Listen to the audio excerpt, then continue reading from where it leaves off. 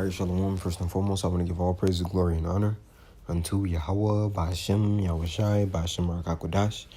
A double honor is unto the elders and apostles of GMS Great Millstone, and a sincere Shalom to all Yakim bringing out this word in diligence and in truth. And as you see, gearing up for what? The Motb. And he said, as miraculous as it may sound, is Revelation 13. And we're not ignorant of Satan's devices. See, to the general public, Esau uses that as a way of persuasion of basically telling people, oh, well, we can help you in your worst possible situation. Hey, if you're paralyzed, we can give you your senses back. We can give you back movement. If you're lame, we can have that joint and that muscle working again.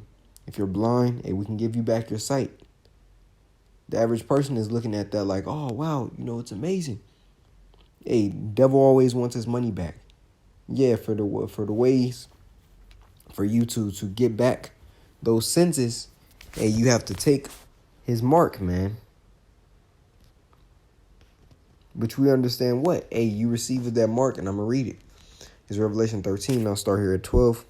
And he exercises all the power of the first beast before him and causeth the earth, and them which dwell therein to worship the first beast, whose deadly wound was healed. Right, speaking of the Roman Empire. It says, then he doeth great wonders, so that he maketh fire come down from heaven on the earth in the sight of men. Right, it says, and he doeth great wonders, so that he maketh fire come down from heaven on the earth in the sight of men. Right, he did that in the time of Hiroshima and Nagasaki. And ultimately, that's, Yahweh Shema Shai allowing Esau to beef up, that military capability. Right? But the point is here. It says, and deceiveth them that dwell on the earth by the means of those miracles which he had power to do in the sight of the beast. Right? And these miracles are what? Hey, giving the sight back unto those that are blind, giving movement back unto the lame, so forth and so on, man.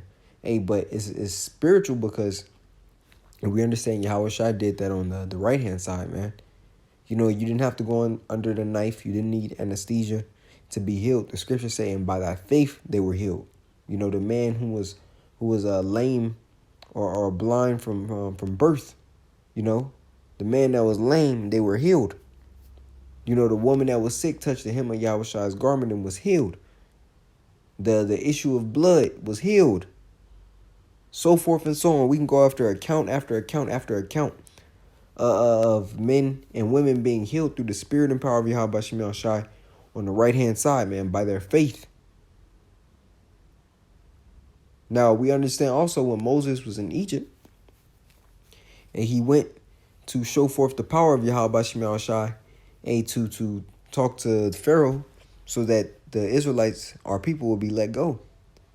One miracle that was performed in the spirit of Yahweh Shema Shai, he put forth his staff onto the ground and it turned into a serpent.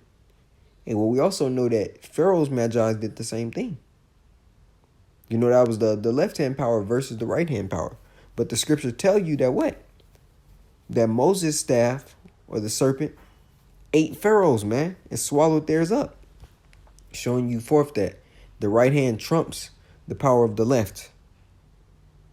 Much as what? Yahweh Shai is going to trump Esau, man.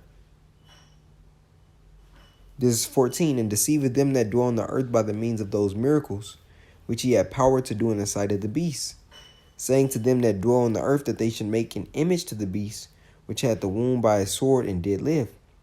And he had power to give life unto the image of the beast, that the image of the beast should both speak, and cause as many as would not worship the image of the beast should be killed. So what entails in the image of the beast? Esau's education or indoctrination system, the GMO foods, air, water, how all of it is polluted. That's part of his image of the beast. And Hollywood music and movie industry, pharmakia, democracy, religion, those are all parts of the image of his beast, man.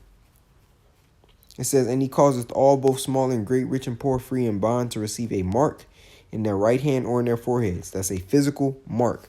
When you read it in NLT, it tells us he required everyone, small and great, rich and poor, free and slave, to be given a mark on the right hand or on the forehead, and that no man might buy or sell, save, meaning what, except he that had the mark, or the name of the beast, or the number of his name.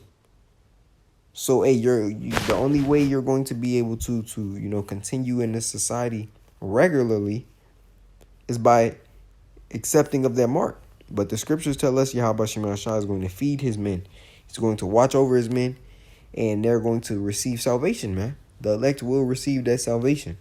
Let's read the condemnation of receiving this mark. This is Revelation 14:9. And the third angel followed them, saying with a loud voice, if any man worship the beast and his image, and receive his mark in his forehead or in his hand, which is a physical mark, the same shall drink of the wine of the wrath of Yahweh Ba'ashem Yahushai, which is poured out without mixture into the cup of his indignation. And he shall be tormented with fire and brimstone in the presence of the holy angels and in the presence of the Lamb.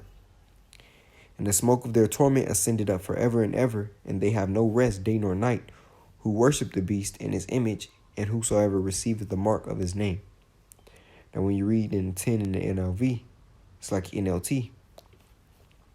It says, it must drink the wine of Yahweh's anger. It has been poured full strength into Yahweh's cup of wrath. And they will be tormented with fire and burning sulfur in the presence of the holy angels and the Lamb. So like I got to read 9. Then the third angel followed them, shouting, anyone who worships the beast and his statue, or who accept his mark in his forehead or on the hand, must drink the wrath of the Most High's anger. Hey, so it's going to, the warning has gone forth, man.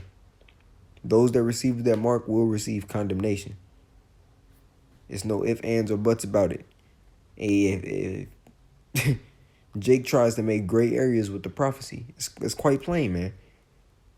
If you give in during the hour of temptation and receive this mark, hey, you will be, you have to, and can't even say endure. You have to be judged in the thermonuclear fire, man.